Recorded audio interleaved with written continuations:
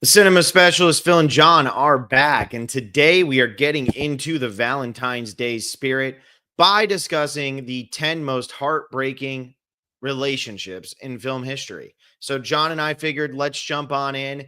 Everybody's in that loving mood. Friday is Valentine's Day. Paddington in Peru comes out. Everybody's stoked about that. My wife and I went and saw I'm Not Here on Friday night, and then she made us go back into the theater after so she could buy the Paddington in Peru popcorn tin. So we had to get that. So everybody's in a joyful mood. Everybody's all excited. It's like, woohoo, Valentine's Day, happiness, love, romance, all of that. We figured we had to put our spin on it, and we had to find the depressing versions of all of these stories. So these are your top 10 Valentine's Day heartbreaks from both of us. And if you're a patron at the $5 tier, you already heard us talk about Brokeback Mountain last Tuesday, which was the 4th. Tomorrow we'll be talking about After Sun, which is a movie I just watched, finished about an hour and 15 minutes ago. First time I've seen it.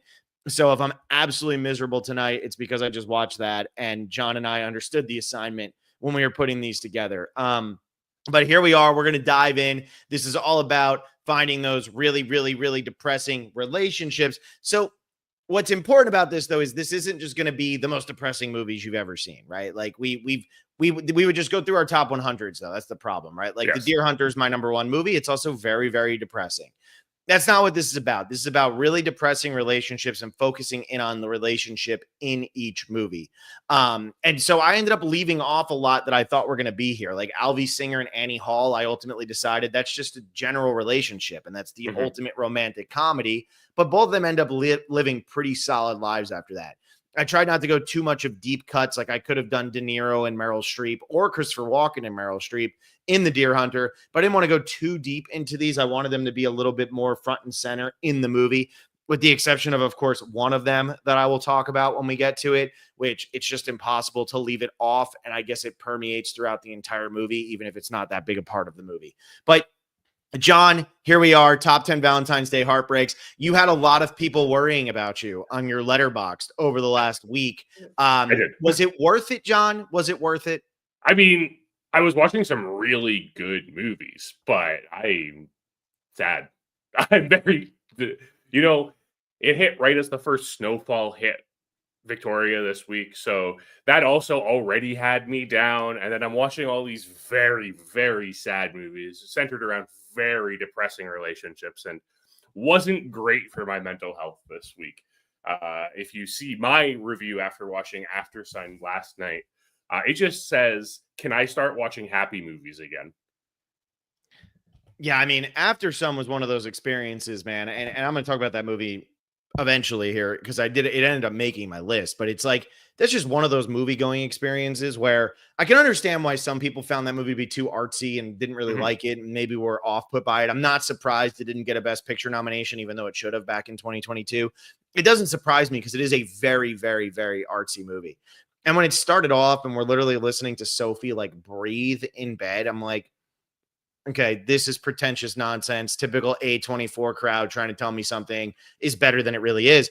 And then the funniest part is now I gave it 4.5 stars, which means it's in contention for my top 100. I don't know if the movie will hit me as hard the second time I watch it. We're going to dive fully into that one for tomorrow's $5 Tuesday.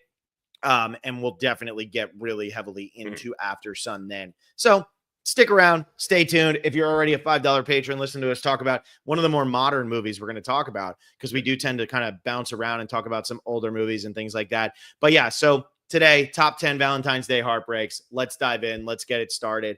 John, you normally go first, don't you? I do normally go first. Too bad. Today I go first because I'm starting with a movie that nobody's going to have seen. And I just wanted to include this one because, one, I do think it's a very depressing relationship. It's one that really stuck with me after I watched it. I'm still making my way through the Ingmar Bergman collection that Criterion put out. And it's one of those box sets that there's so many movies in it. And when you sit down and watch a Bergman movie, it's not like Bergman's not like a TV show, right? It's not Survivor where you sit down, you watch an episode, you're like, oh, let's watch the next one. Oh, that'll be nice. It's like you sit down, you watch a Bergman movie, and then you're like, okay, do I really want to put myself through that again? When will I be ready to put myself through that again? So Well, he has his hits, like Scenes from a Marriage. That's a movie we've talked about on the I forget if we did that for the podcast or we did that for $5 Tuesdays. We talked about Scenes from a You just Marriage. mentioned it at some point. I think you mentioned it as like the best thing you watched one week because I still haven't seen it. Okay, so yeah, I talked about Scenes from a Marriage for something. There's the mini series and there's the actual movie and there's all of that. There's plenty of really depressing things. I mean, Wild Strawberries, I could argue that the main character's relationship with himself could be one of the most depressing relationships in film history, but I didn't want to get too avant-garde and nonsensical. So I went with a movie that I really connected with big time the first time I watched it. It cracked me up because a lot of people think it's one of the weakest entries in Bergman's collection. And that's this movie called To Joy. And it's about the relationship I'm talking about in is Marta and Stieg from To Joy. And this movie is very simply about a woman gets in a car accident and dies. And then we watch their relationship play out before that. But it gets so into they're both violinists and the one wants to be an all-time great and it's how they meet when they're both violinists and his ambition just keeps getting in the way of everything.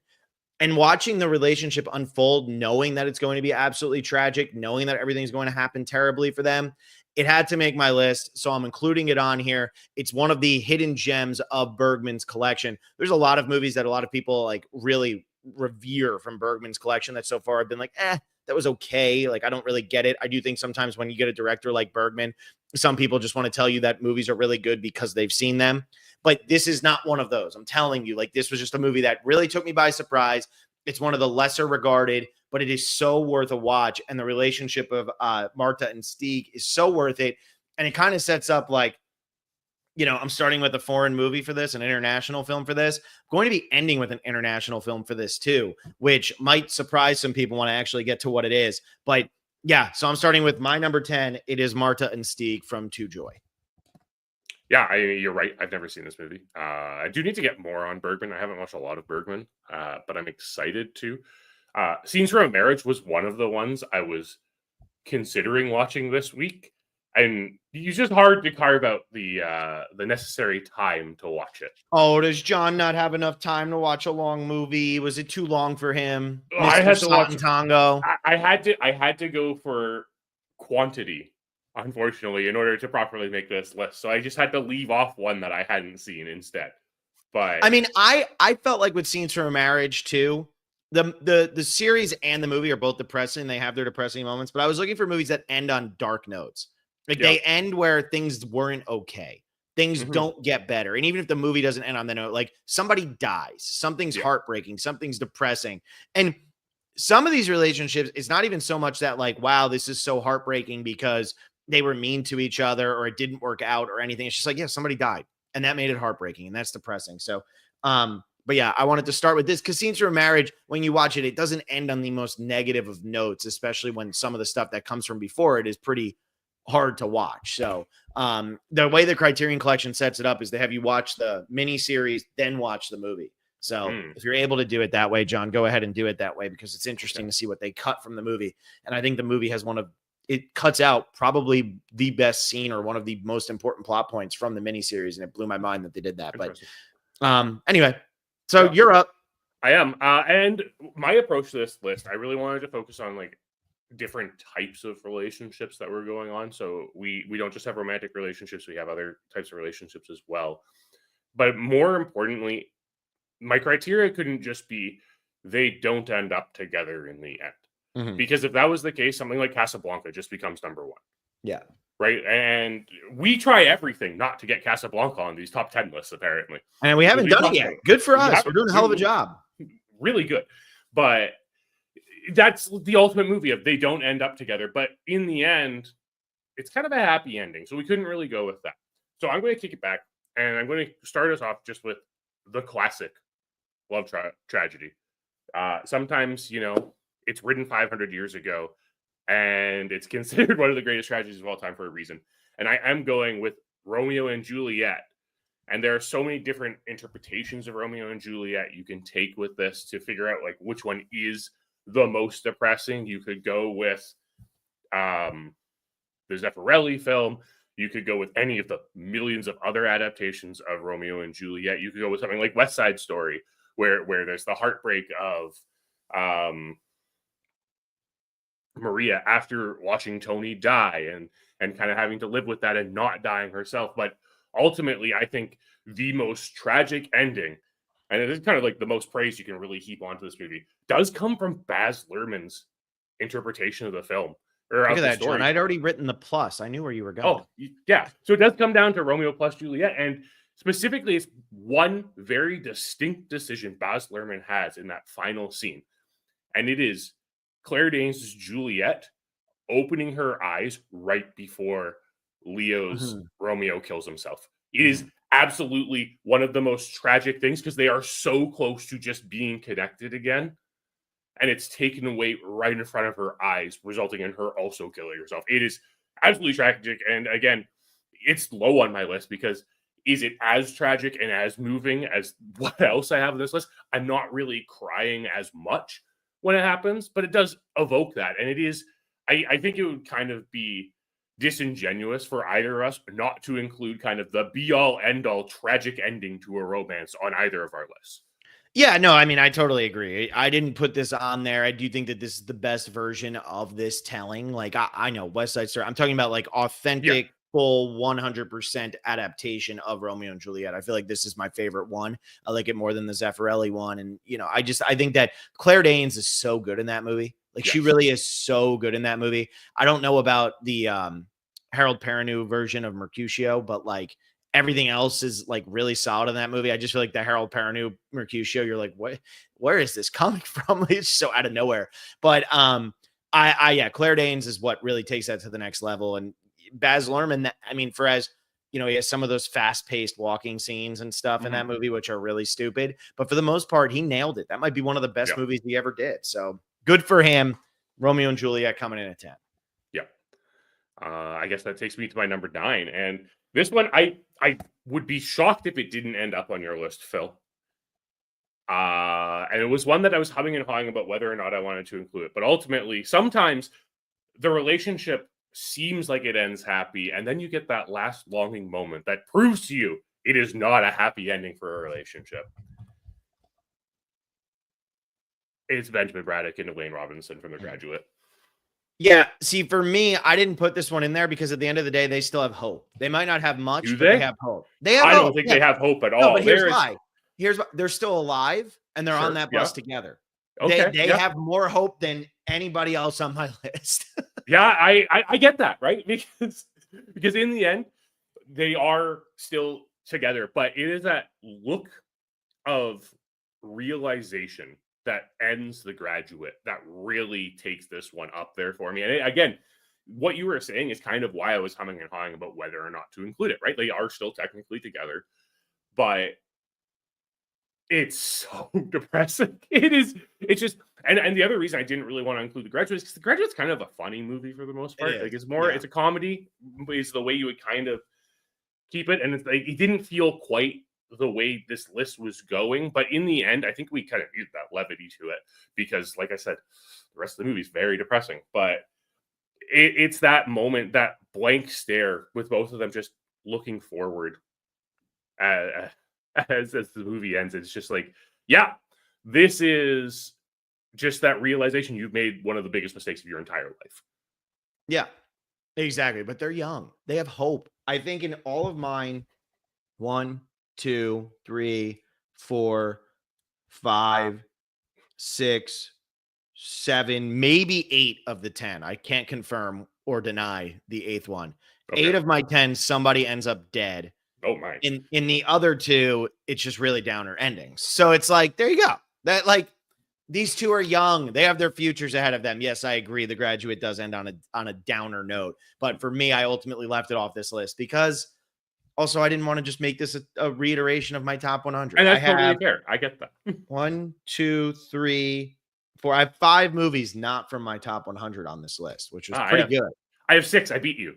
Wow, that's pretty good too. But you tried harder. You actually went and I did try harder. I did try harder. I was putting my list together here, and if I really wanted to, I could change out one of them real quick. You know? All right, number 9. It's the movie John just made me watch. I am going to go with After Sun. So when John and I sat down to do this, we said it doesn't just have to be like, again, romantic relationships. It doesn't just have to be these Oh, it's Valentine's Day, yes, but it can still be like, who is the love of your life, right? It doesn't necessarily have to be a boyfriend, girlfriend, whatever. It can sometimes be son, daughter, anything like that. And after Son, like I said, I wasn't sure, and we're going to talk about this in depth for $5 Tuesdays tomorrow, so I won't dive in too much here. And I know, John, you have it on your list as well, Yeah. but it really does do a phenomenal job of capturing a father-daughter relationship where the father is so not okay that it's going to impact the daughter in the future, and you know that, and you're seeing how happy the daughter is, but he's already starting to rub off on her. The karaoke scene is one of the most brutal scenes I've ever watched. That thing is just like, Yeah. it's horrible. It's horrible. It's so awful. But the scene for me, and again, we'll dive deeper, but the scene for me that just opened the waterworks and pretty much made it so I said, oh my God, this movie's on a different level, is when she wakes up in her bed as an adult. Yeah. And it's the first time we see her as an adult, and the camera pans and the rug is under the bed. And I was like, oh my God, that is the brilliance of filmmaking. Like I always talk about George Miller's Fury Road. That is taking cinema to the next level. You don't need a lot of dialogue, huge action scenes, big scope, whatever. That shot right there is on par with that because it tells you everything you need to know about Callum. It tells you everything you need to know about where Sophie is at in her life. Yeah. Sophie and Callum's relationship is absolutely devastating. I don't have it as my number one parent-child relationship on this list, but that was a devastating relationship. And yeah, it belongs on here because they never tell you exactly what happens, but you can infer what happens. Yeah. So yeah, I have this later on my list, so I'll talk about it a little bit later. well, here's another one that I'm pretty sure you're going to end up having on your list. And it's going to take me an hour and a half to type. Who's Afraid of Virginia Woolf? Wow, this is actually also my number 7 or my number 8. Sorry, it is your number 8. Wow, it is my number 8 as well. Yeah. Well, give me a second then. Here, let's just copy and paste, so I don't have to do this twice. Okay, good. So we can talk about George and Martha and their wonderful relationship together. John, here's the interesting thing about George and Martha's relationship to me that almost kept it off this list. They're very mean to each other for most of this movie. But from a depressing standpoint, you're like, okay, they're just old. They're out of love, like whatever. But when they start to figure out, when you get, oh my God, what's her name? Sandy Dennis, when you get her saying, oh, I see what's going on here. Yeah. And you start to realize what's actually happening and just how bad their lives really are and why it's so bad and why they're suffering as much as they are with the child. That's when I'm like, ooh, this one has to go on here. And this is one of the few where nobody dies. They're still alive. They're still alive. And actually the child that someone dies, but is the child, I don't think I forget, I haven't seen it in a little bit, but is the child ever born? I feel like the whole thing is that she no, he died. Really? I gotta look this up now. It's like the climax of the film is him telling her that he died in the car accident that he described earlier in the film. That's right. Thank you. Yeah, I've only seen this movie twice. It ends up like way up in my ranking, but in my top 100 and stuff. I've only seen it twice though, so I forgot if it was like, oh, there's still, if he was ever born or if he died. I forgot. I just know he's not still alive the way they're talking about him in the movie. But anyway, yeah. So that's when you're like, yeah, no, this movie is beautiful. Good for them. Love these two. This story, the relationship between them. There's no happiness in their lives. There's nothing there, and they can't get it back. And again, that's what I'm looking for when I'm looking for these top 10 Valentine's Day heartbreaks. If you're not going on a date on Valentine's Friday night, if you're not going to do something fun, these are the movies you should be sitting down to watch. Put yourself in the mood. Exactly. And the reason why I end up including Martha and George here is what it really comes down to is this relationship is so toxic, it's bleeding into another relationship. Yeah. And that's where it really gets depressing is they have their problems, but they hate each other to the core so much that they have to bring other people in to make them hate them as well. Yeah. And it's so tragic. It's a long watch. It's a hard watch. It is a very hard film to watch, especially if you grew up in a place where your parents were arguing. I can only imagine what sitting through this movie would feel like. But it is one of those relationships, like, yes, technically they're still together at the end of the movie. And that's almost makes it worse. Is the fact that it's just going to keep perpetuating over and over again, and the toxicity just doesn't have an end to it. Yeah, exactly. And it's like whatever young couple is going to come work at the college is just going to be their next victim. You're Yep. invited to a dinner party at George and Martha's. Like that's, that's the whole thing with this movie. And yeah, it's that feeling of you can't get out of it. Mhm. Right? Like they will never be whole again and they will never be complete. And it's why Richard Burton lets her get away with it over and over and over again as the movie goes on. And that reveal late in the movie is just so well executed and so patient. Like the patience of Mike Nichols with this movie is just stellar. And so yeah, George and Martha. There you go. We both had him at number 8. That's great. Made it very convenient. So my number 7 is Tyler and Alexis in Waves. Another movie that hit my top 100. And so this is one of I have this one, and then I have 3 more from my top 100 that are on here. But how does this relationship not make it? This relationship is absolutely brutal. The pressures and the injury and everything that this guy Tyler goes through ultimately leads to him actually killing his high school girlfriend, who is no longer his high school girlfriend. And it's an accidental thing, but he gets to the point where he's like abusive and all this. And what I think this movie does such a great job of is it shows them both as happy, normal people. Mhm. And because it's showing them as happy, normal people before the downfall, you get more of a connection with them. It's the whole Blue Valentine thing, which, I'll talk about later. But it's like you're watching them be so happy and you understand that they really could be so happy. But there's that bit of devastation and depression that is just there, that is lingering the entire time. And you know something bad is going to happen.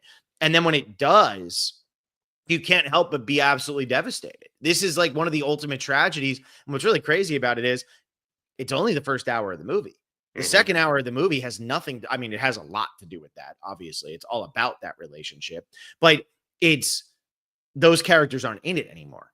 And it becomes about the sister and how she's trying to live with it with her father and her mother and all that. So for me, this one, hands down, like when you have a love story that starts off with them seeing Floridada going over Key Biscayne Bridge, and then it ends with him killing her and getting arrested and going to jail for life. I'd call that a tragedy and I'd call that a heartbreak. So there you go. That's my number 7. That is definitely one that I considered for my list as well. Obviously, it is an instance where, and because we follow the relationship so closely for the first hour of that film up until the point where he accidentally kills her, and then that has its ramifications that also play out in the film. This is another instance of a relationship affecting all the other characters in the movie. Yeah. I mean, literally, like, it's called Waves for a reason. Yeah. But it's not subtle. No. But I think that's one of the things that it's interesting when you look at some of these relationships on here, I think, is how does it impact other people in the film? And that leads to the tragedy of it as well. Yeah. All right. What's your number 7? My number 7 is technically one that kind of ends happy, but I cry like a baby every time I see it. So there's no way that I couldn't include it on this list. It's Past Lives. It's Nora and Ha-sung in Past Lives. I feel like that one, okay, that one doesn't really end happy. That's got the Shakespeare in Love type ending, right? Like I didn't include Shakespeare in Love on my list because, yeah, I get it. It's not necessarily like the worst thing that's ever happened, but it's certainly still depressing.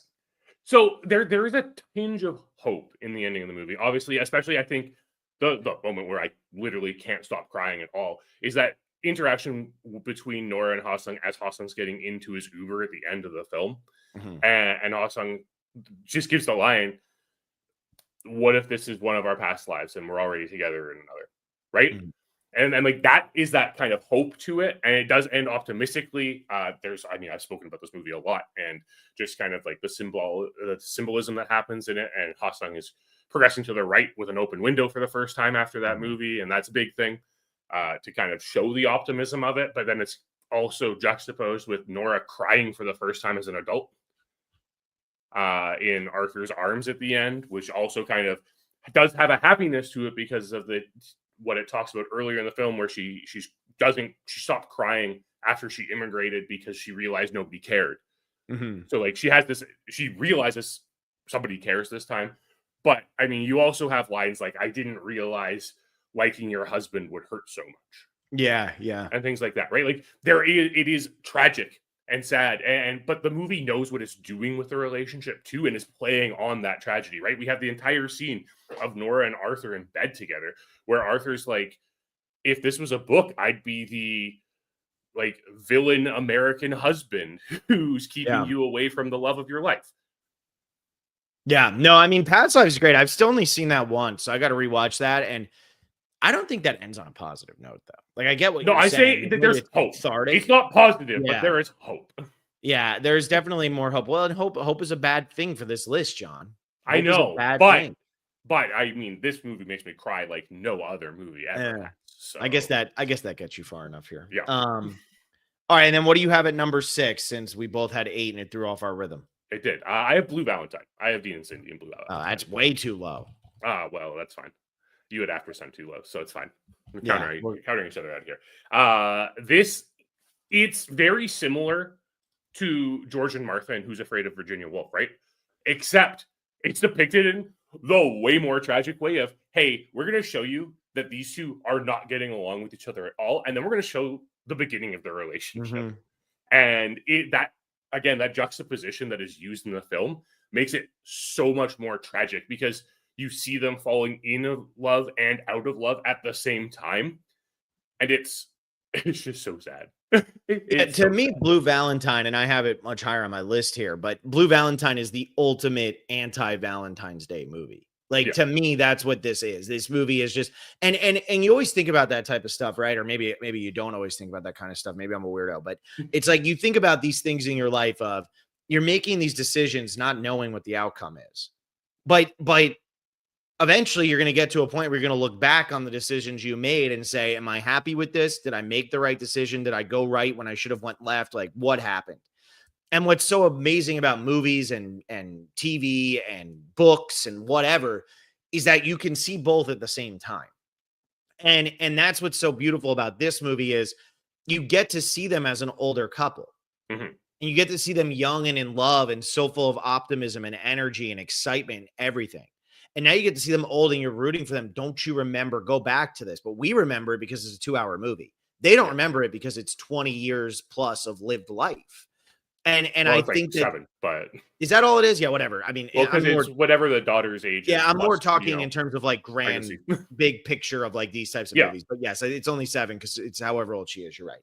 But it's like in the grand scheme of how long the relationships are, they just forget about it. Mhm. And it is that's why I love Mike Mills movies so much. I've always talked about Yeah. 20th Century Women. I like Beginners a lot. The reason I like his movies so much is because he always looks into the future for his characters. Mhm. And he allows you to see what the outcome of their decisions is going to be before you even see their decisions. And you know that they can't understand their decisions. And that's what's so beautiful about Blue Valentine is it's like you see Ryan Gosling and Michelle Williams, young and love, saying all these cute things. She's got the priest joke. He's got a ukulele. It's all so good. Yeah. And then it all goes so south. Yeah, and it's shot in a way where it's really clever how it's cut because especially when we have the scene in the liquor store where Cindy's getting alcohol and runs into what's his face, Mike Ontario. Mike Ontario, yeah. And you're like, wow, this is a really weird interaction. And Dean's response to it's really weird. And then as we get further onto the movie, we find out that there's a question that this might be the father of his child. No, there's no question. It is the father of his child. Well, there's a little question. It's the father of his child. It's but the point being is like you understand Dean's response at that point. Yeah. But it's just a movie that it's so sad. It's so tragic because, and especially like being someone who's been through a divorce, like I've been there, I've felt it, right? Like the falling out of love. I mean, lots of people have fallen out of love, but it's hard because it kind of does feel just as sudden as falling into love. And Blue Valentine just really shows it so well. And I think what really helps with this is it is very confined to Dean and Cindy, with the exception of, Dean like blowing up at the doctor's office and stuff. Yeah. Obviously. But besides that, it's so confined just to the two of them. And that's what makes it even more tragic because they don't even have anyone who can really help them out of it. Yeah. Yeah. Exactly. They're both kind of loner outcasts who found each other, you know, and Yeah. as a film going audience, we're like, but they're so good looking. But it's Yeah. like, yeah, but they don't really have friends. We don't hear them No. talk about any friends. No. All right, I'm gonna go to my number 6, and so this is my other parental slash child relationship, and that's from Terms of Endearment with Aurora and Emma. Um, this movie's definitely dated at this point. This Best Picture winner from '83, I think. It's definitely dated, but it's got Shirley MacLaine, Deborah Winger, Jack Nicholson, all of this stuff. And this movie is about a mother trying to prevent her daughter from making the same mistake she made. She's overprotective. They're best friends, all of these things, you know, blah, blah, blah, blah, blah. If you haven't seen Terms of Endearment, fast forward a minute. If you're John, too bad you're suffering. I'm sure you know the ending of this movie anyway. But the fact, do you know the ending of this movie? No. Okay, I won't spoil it then. No, All go I'm ahead. gonna Spoil it. It's fine. It's No. pivotal to it. It's fine. All I'm going to say is the relationship between this mother and daughter is so incredible because it spans all these years, and the mother is so unhappy, and she meets Jack Nicholson, and Jack Nicholson just is this free loving astronaut. And it's like, come on, just get out. You got to stick up your ass. You know, that's how she acts. And her daughter is living her own life, and the mother just doesn't agree with some of the decisions and blah, blah, blah. But at the end of the day, when the daughter gets sick, it comes down to, I got to be there for her, even when maybe her husband isn't, or even when whatever. Shirley MacLaine's performance in this movie is spectacular. It's so good. And I won't get into too much detail about how it ends, but if it's on my Heartbreaks list and 8 of the 10 movies end with a death, I think, because of After Sun, I'm assuming. But 8 of the 10, if they end with a death, just know that I've already mentioned George and Martha. That's one that doesn't. And I've already mentioned that I'm going to have Dean and Cindy on, and they don't die either. So there you go for this one. This movie's devastating. I don't want to call it a chick flick because it's not really a chick flick, but it is like it's one of the only female focused movies to ever win Best Picture. It is very much focused on the relationship between the mother and daughter. And even when Nicholson comes in, it's about Shirley MacLaine's relationship with him. It's not about his relationship with Shirley MacLaine. And I think that's like very important. So for this to come out in 1983 and ultimately win Best Picture is pretty incredible. It's Larry McMurtry who wrote The Last Picture Show. So yeah, it's not a happy movie. Yeah. It's not a happy movie. Although it's James L. Brooks, so it's kind of a little bit, I don't know, kind of a little bit of a over the top. Like sometimes it's like, you know, it's not as dramatic. It's a little melodramatic, whatever, but it works. It's good. Jack Nicholson wins his underrated Oscar, the one that people don't talk about Jack Nicholson winning. Like they talk about him winning for Cuckoo's Nest. They talk about him winning for As Good as It Gets. Nobody really talks about him winning for Terms of Endearment. So there you go. I've never seen this one. I'm going to have to, but I think I might wait a couple weeks. Maybe. Yeah. Give yourself get out of this one. Just get it out of the way.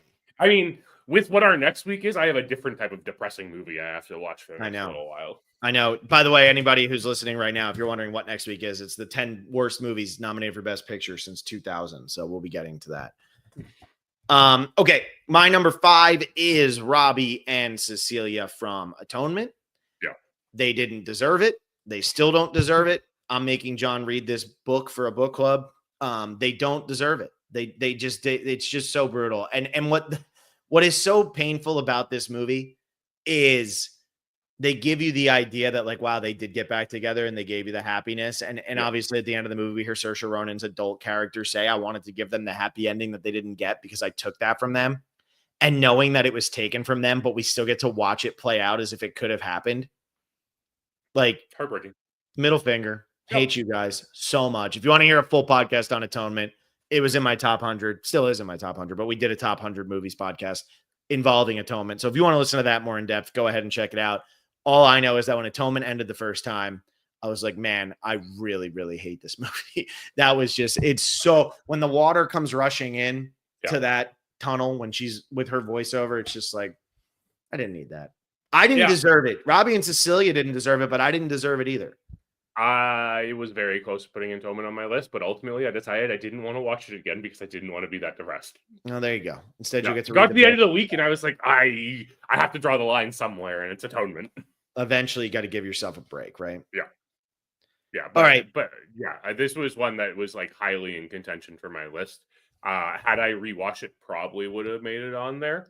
But it was kind of hard because my list kind of had number 10 locked with Romeo and Juliet because I didn't want to take it off the list. So Okay. it was really difficult. So it probably would have like ended up replacing The Graduate, which I think like works. But yeah, it's definitely one of the sadder, tragic love stories for sure.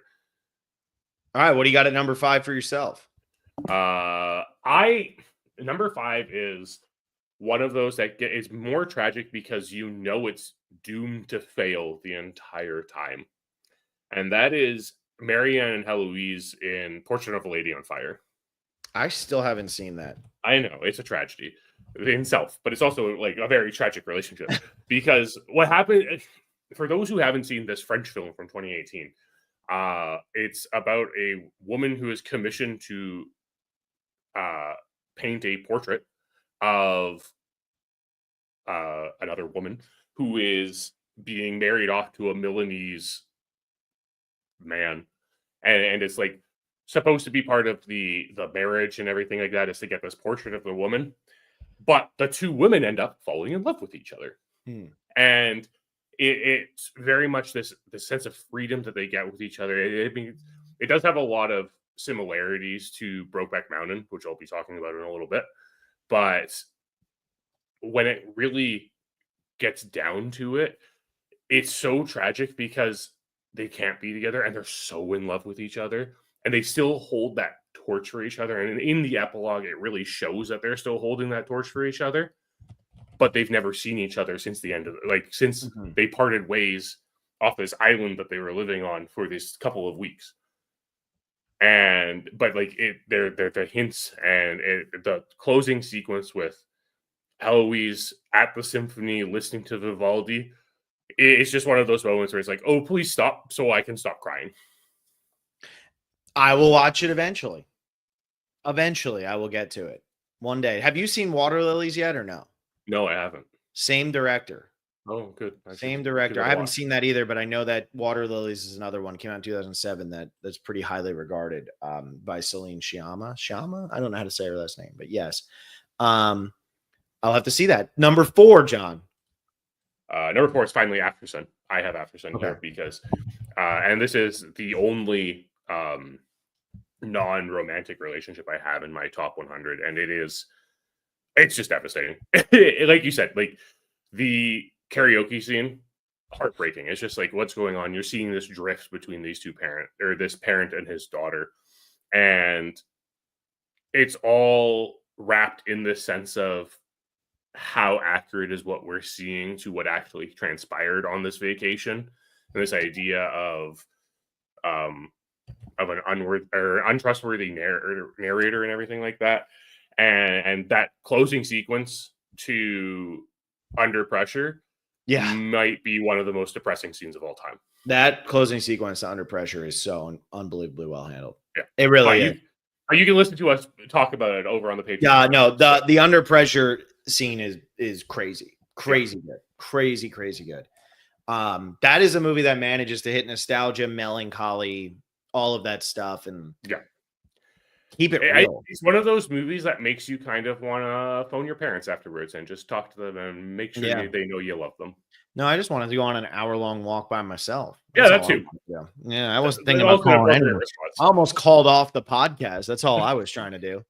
No, it is tremendous. And it's crazy that Charlotte Wells hasn't made another movie. She never made one before with all shorts, and she hasn't made one since. I mean, granted, it's only been 2.5 years and half of Hollywood's been shut down, but what are you going to do? Well, she's English, isn't she? Scottish, but it doesn't matter. I mean, even if you go, so you're going to make a movie in Europe, and then you're not going to be able to send it out here. You know, you got to be able to get some sort of U.S. Theatrical. But anyway, my number 4 is Carl and Ellie. No way, wasn't going to include that on my list. This is from Up, obviously. Look, it's only the first 10, 15 minutes of the movie. It is the most devastating 10 to 15 minutes of a movie maybe ever. It's so ridiculous. And like the fact that they animated this with weird looking people, like they made them too short and like bricky and whatever. Like the fact that they just did this and there's so much emotion packed into this. of what was supposed to be a children's movie, air quotes, children's movie. And then it gets into just adventure after that. But to watch that story, to watch it, we meet, we're young, we're in love, and inevitably death comes for everyone, right? It's just to watch that unfold. And the shot that always gets me is when the silhouettes are running up the mountain. And now he's up there before her and she's behind. Mm-hmm. Brilliant. Not going to talk too much about it because I refuse to cry on this podcast. Yeah, I mean, ultimately, it is probably one of the best prologues to a film ever. Ever. That and Lord of the Rings, right? Yeah. Like, can't think of anything else. Yeah. I mean, I think the moment that gets me is the moment where they realize they can't have a child. Yeah. That's the one that I think really gets me there. And then obviously, ultimately, I didn't include this relationship because I went with relationships that were a little more focused in the film. And because I also didn't want to just cry for an hour and a half straight while watching Up. But yeah, this totally makes sense. I think if you ask anyone, like, what's the most tragic love story you've ever seen on a film, I think like 9 out of 10 people might tell you. No, most people are going to think of this. Yeah, because this is just one of those movies. That opening hits everyone, whether you're young, whether you're old, whether you're middle-aged, whether you're in a relationship, whether you're single, whether you have kids, whether you don't, it doesn't matter. It literally hits everyone. It hits everyone. It is one of the most universal sequences ever put on film. Yeah. I could have put it at number one. I didn't. 2 of my top 3 aren't even in my top 100, John. I think 2 of these top 3 I've never mentioned on this podcast. Actually, the 3 of mine are my remaining 3 are not in my top 100 either. There you go. Maybe we have the same ones without meaning to. Don't think so, but we might. Number 3. I don't know if I ever mentioned this on here. Kathy and Tommy from Never Let Me Go. Okay. Have I mentioned that on here or no? I don't know if you've mentioned on here. I know we've talked about this film before. Have you seen this? I have. I had to do this. As long as it's the movie that I remember that it is. Yes, it is. Okay, cool. Yeah, with Carey Mulligan and Andrew Garfield and Keira Knightley. Yeah. And this is Andrew Garfield and Carey Mulligan that I'm talking about. Yes. So anybody who's not familiar with this movie, it's based on a book by Kazuo Ishiguro, and it came out in 2005. It's a brilliant book. This is an instance where the book is definitely better than the movie. This is a very good movie. I really enjoy this movie. The book is better than the movie. So, but if you're not familiar with this story, because it really did go kind of unnoticed when it got released theatrically, this movie is about a school made out that is for strictly children who have been created to harvest organs. They are literally so life has been expanded beyond 100 years. There's a process where all these people can live for a really long time. And now there's a school where these children are created, and I don't remember if they're born or created. I haven't seen the movie in a while. I can't remember if they're born or created, but either way, I believe they're created, but whatever it is, the whole point of their existence is to take their organs and give them to the people who want to continue living. That's it. That's their whole point. I think they are created because I think they're versions of clones, I believe. Yeah, that's what it is.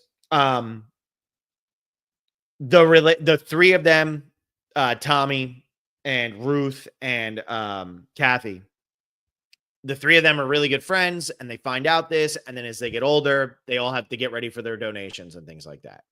This movie is so depressing. The story is so depressing. Like everything I just told you, it does not have a happy ending. It's not, everything goes, no. It is so devastating of a story. And yeah, Kathy and Tommy land here on my list at number 3.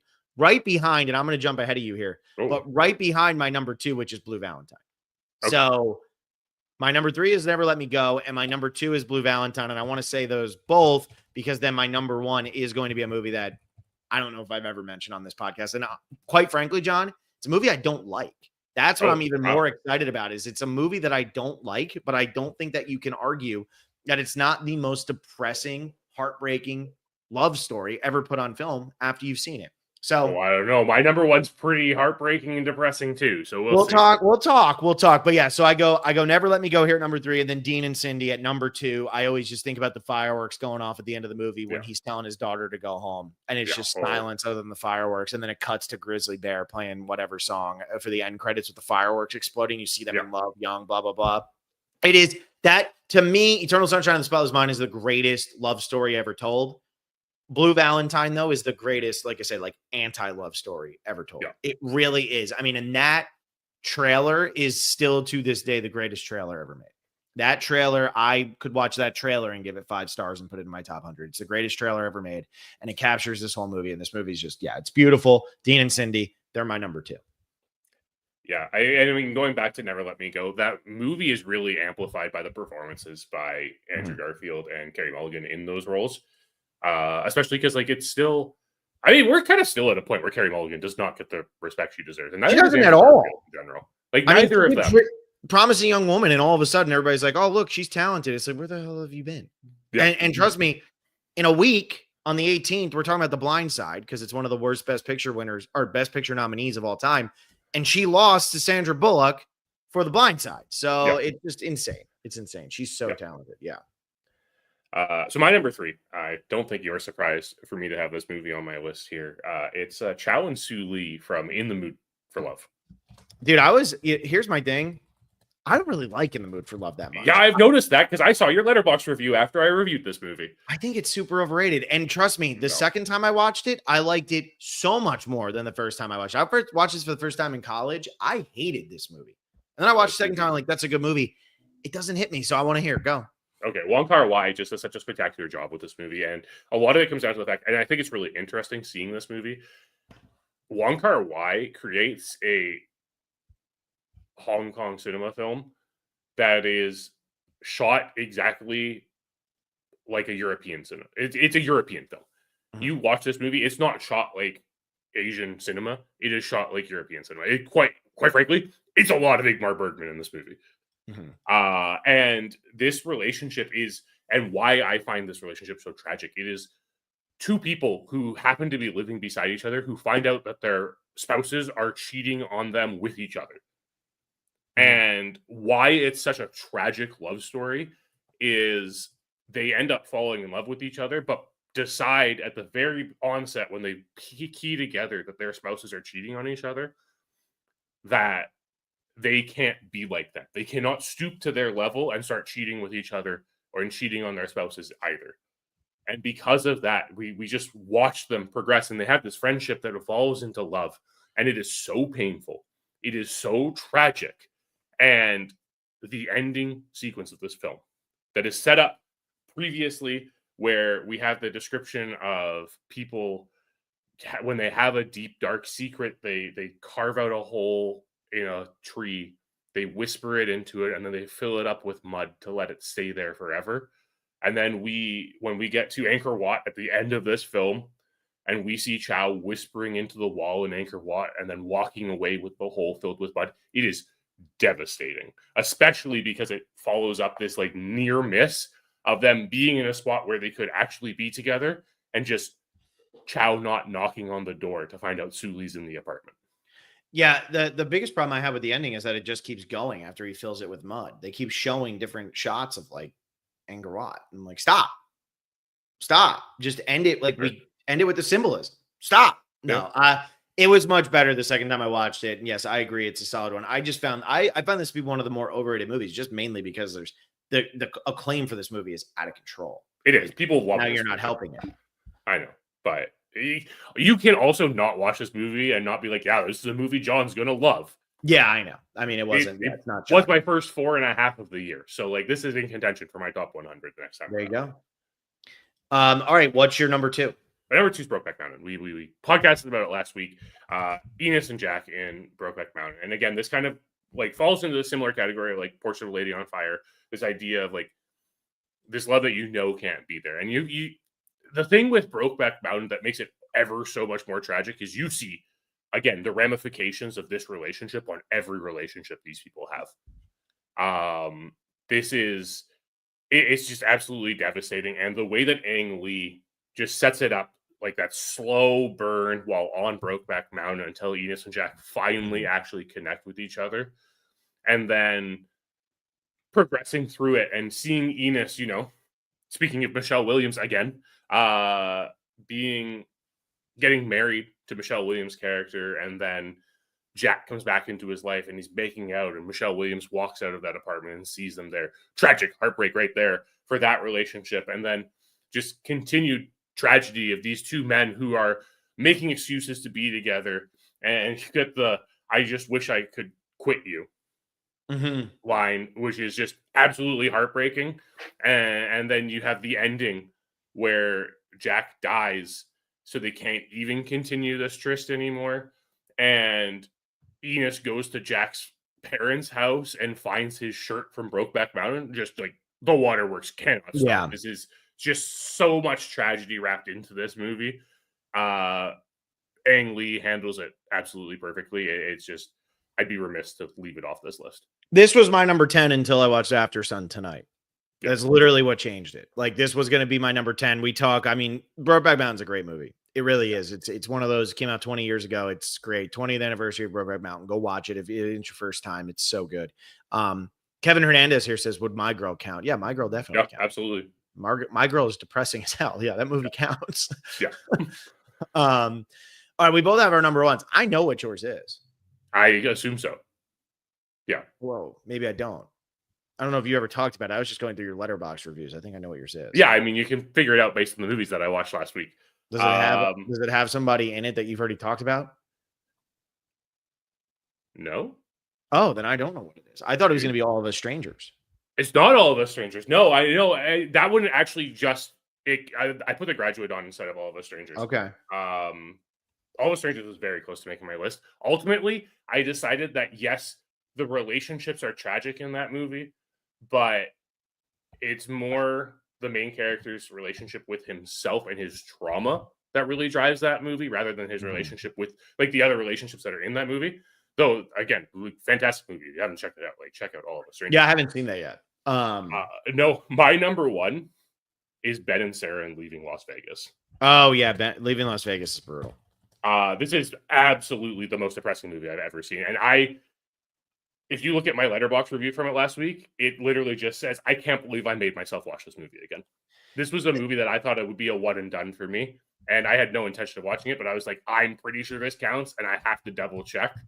And ultimately what it comes down to is, and where the tragedy happens in this movie, this is again, a relationship that's doomed for failure. Ben is literally drinking himself to sleep or to death in this movie. That is the entire plot of this movie. Nicolas Cage's character is drinking himself to death in Las Vegas. And Sarah is in this terrible, terrible situation, being just like with the relationships with her pimp and everything like that. And she builds this relationship with Ben and falls in love with Ben. And that closing scene of Ben just dead on the bed and Sarah there is absolutely devastating.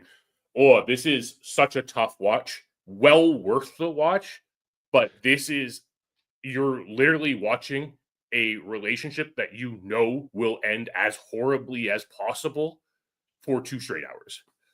Have you ever, do you know who wrote the book for Leaving Las Vegas? No. So it's a guy named John O'Brien. Okay. John O'Brien was born in 1960.